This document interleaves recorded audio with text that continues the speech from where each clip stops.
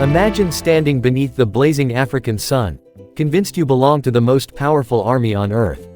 Your officers laugh at the thought of defeat. Your rifles are loaded. Your red uniforms shine against the dry grasslands. Behind you flies the flag of the greatest empire the world has ever known. Then, the hills begin to move. Not because of an earthquake, but because 20,000 Zulu warriors have silently risen from the earth itself. Within hours, an empire that ruled nearly a quarter of the globe would suffer one of the greatest military disasters in its history. This is not fiction. This is the true story of the Battle of Isandlwana. January 22, 1879. Southern Africa. The first light of dawn spilled across the rolling hills of Zululand, painting the grasslands in shades of gold and crimson. The towering mountain of Isandlwana stood alone against the horizon, its strange shape resembling a crouching lion watching over the valley below. Around its base stretched a British military camp. Hundreds of white canvas tents fluttered gently in the morning breeze. Soldiers cleaned their Martini Henry rifles, polished brass buttons, joked with one another, and prepared breakfast over smoking campfires. To them, this was simply another day in another colonial campaign. Many believed victory had already been decided before the first shot was fired. After all, they were soldiers of the British Empire, the most feared military force on earth. Across Europe, Asia, and Africa, British armies had crushed kingdoms, defeated empires, and planted their flag on distant shores. Who could possibly stop them? Certainly not a native African kingdom armed mostly with spears and shields. Or so they believed. What many young soldiers did not know was that the people they dismissed as tribesmen belonged to one of the most disciplined warrior societies in history. The Zulu Kingdom. Forged decades earlier under the legendary King Shaka. Every warrior had trained since childhood, running barefoot across rough terrain, fighting with wooden spears until their hands bled, learning discipline that rivaled professional armies, and above all, learning never to retreat. Their primary weapon was the Ikelwa, a short stabbing spear designed not for throwing, but for close combat. Once a Zulu warrior reached his enemy, the fight became terrifyingly personal. Meanwhile, inside the British camp, confidence bordered on arrogance. Lieutenant Horace Smith Dorrien would later remember the relaxed atmosphere before the battle. There were no defensive trenches, no protective walls, not even the traditional circle of wagons that experienced frontier soldiers often built. Some officers believed constructing defenses would only slow their advance. Others insisted the Zulus would never dare attack such a powerful force. It was a mistake that history would never forget. The invasion itself had begun only days earlier. British High Commissioner Sir Bartle Frere wanted to break the independence of the Zulu Kingdom once and for all. Political tensions had been growing for years. An ultimatum had been delivered to King Cetshwayo. Its demands were nearly impossible to accept. When the deadline expired, war became inevitable. British forces crossed into Zululand expecting a short campaign. Instead, they were walking directly into a carefully prepared nightmare. Unknown to the British commanders, thousands of Zulu warriors were already gathering beyond the distant hills. Hidden, silent, patient, their commanders understood the terrain far better than their enemy. They watched every British movement, every patrol, every mistake. Hours passed. The African heat grew heavier. Dust drifted lazily across the camp. Then, shortly after mid-morning, a mounted scouting party noticed movement. At first, it appeared insignificant. A handful of warriors running between the hills. The cavalry moved forward to investigate. Suddenly, the ground seemed to explode. Thousands upon thousands of Zulu warriors rose from the valleys, ravines, and tall grass where they had remained hidden for hours. One British scout later described the sight as if the entire earth had come alive. There were not hundreds. There were not thousands. There were nearly 20,000 warriors. The famous Zulu battle formation unfolded with astonishing precision. The chest, the horns, the loins, the center would pin the enemy in place. The left and right horns would sweep around both flanks. The reserve would wait behind, ready to exploit any weakness. It was a tactic perfected through generations of warfare. And now, it was aimed directly at the British camp.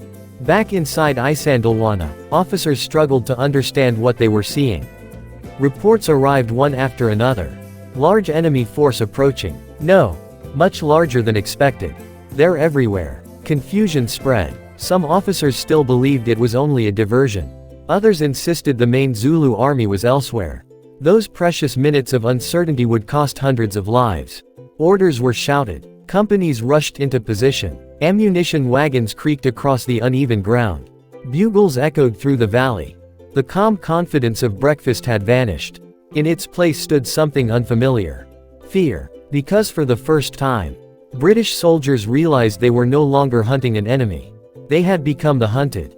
And across the open plains, 20,000 warriors began to run. Not wildly, not chaotically, but with terrifying discipline. The earth trembled beneath thousands of synchronized footsteps. War shields flashed beneath the African sun. Voices rose together into a deafening battle chant that echoed across the valley. The sound reached the British lines long before the warriors themselves did. And every man standing beneath the shadow of Isandlwana understood one chilling truth. This would not be another easy colonial victory. It would become one of the darkest days in British military history.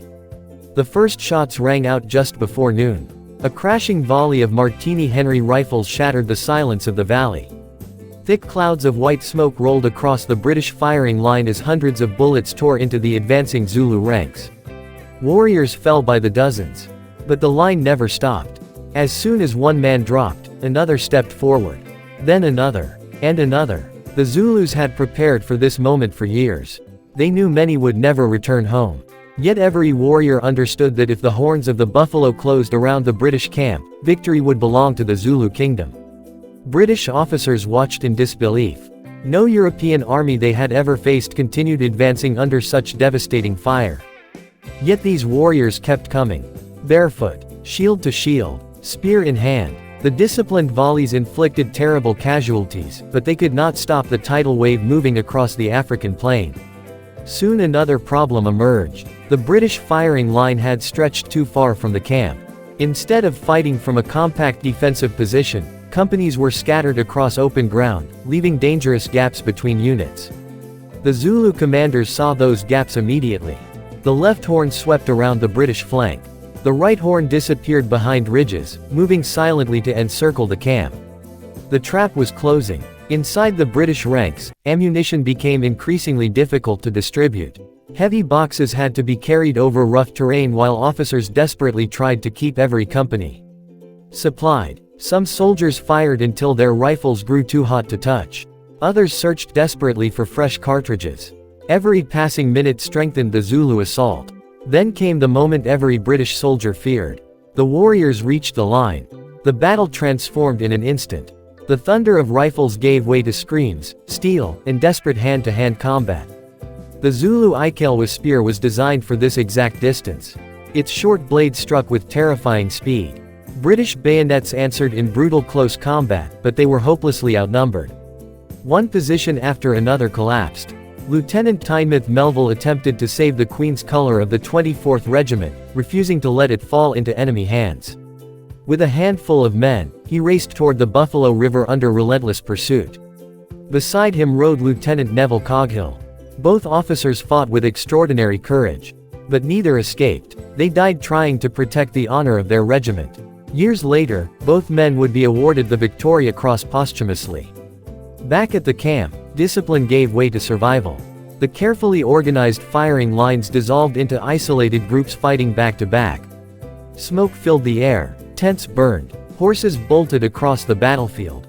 The proud British camp became a scene of complete chaos.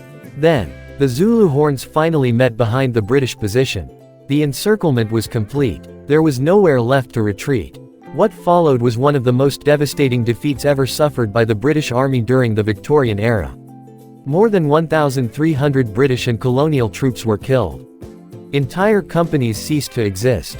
The camp itself disappeared beneath thousands of victorious Zulu warriors. By sunset, Isandlwana had fallen silent.